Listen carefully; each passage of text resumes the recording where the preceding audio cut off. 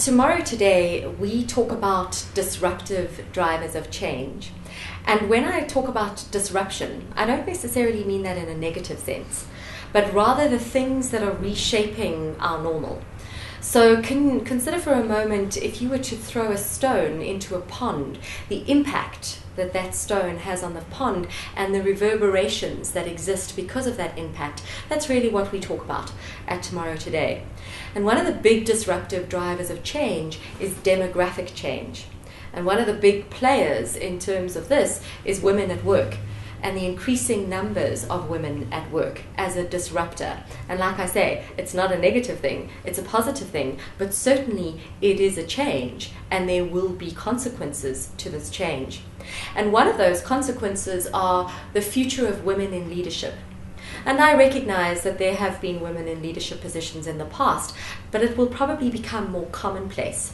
And this is something to think about from a strategy point of view, from a policy making point of view, lots of things like recruitment, maternity leave, paternity leave, mentorship programs. Are you thinking about this in terms of how you would nurture women in leadership positions going forward? So from a statistical point of view, there are now more girls leaving school in matric level in South Africa in terms of numbers than there are boys.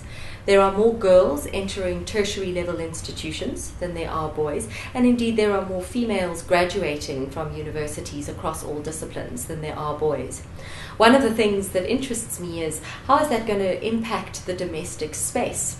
And I've had the privilege of working recently with primary school teachers who've been talking a lot about the trends that they're noticing in their classrooms amongst their students. And that trend is an increasing number of working mothers that are actually breadwinners and house husbands, as well as single fathers. And we had a lengthy discussion about what sort of impact this might have on the growing of children and the nurturing of children. And one of the things that we spoke about was empathy. Because interestingly, it is women often as mothers that teach their children discipline, and fathers that teach their children empathy.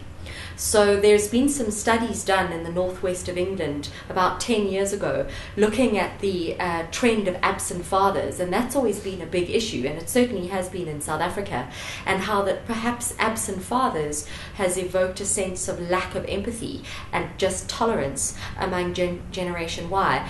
But now that we're moving towards this kind of sense that perhaps there are an equal number of single fathers and working mothers and house husbands, I wonder what sort of impact this is going to have on the future of our children, who will eventually obviously grow up and enter the workplace.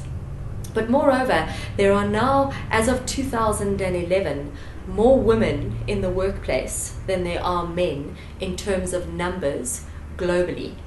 So in other words, the world's workforce has tipped from being primarily men to being primarily female in terms of numbers around the world, and that happened at roughly 2011. So if there are more women now in the workplace, it stands to reason that as those women gain expertise and experience and knowledge and skills, it is likely that they will fill leadership positions into the future. And so the question that I have for you is this: what are you doing inside your organization to nurture those women? Bearing in mind that at some point, roughly in their mid-30s, according to statistics, those women are going to want to offboard. In other words, they're going to want to go and have children.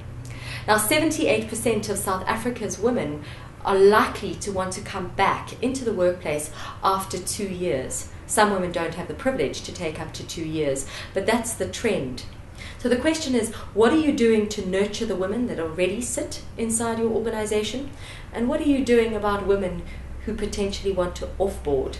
You don't want to lose those women because they are valuable talent.